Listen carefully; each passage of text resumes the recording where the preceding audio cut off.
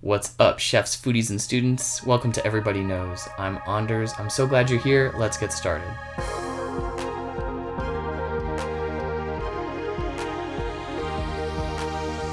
Today we are going to taste a food just like a chef does. Chefs and people who work with food need to be able to taste food and remember all about it. So here we go.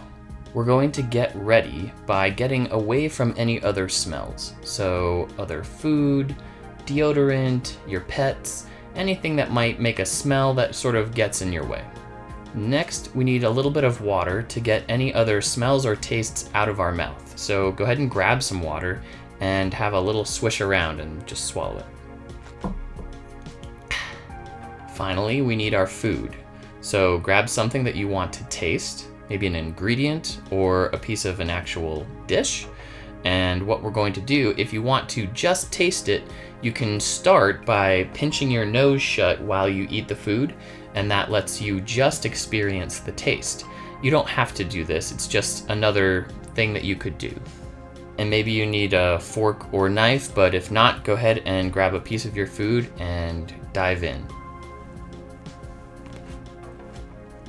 If your nose is plugged, see if you can detect any specific tastes just in your mouth, maybe sweet or salty, and then let your nose open.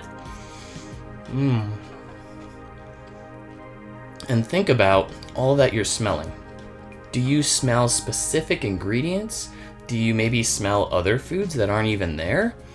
What words would you use to describe the smells that you're smelling? And if you're going to taste another food, you do the exact same thing and have a drink of water in between to clean out your mouth.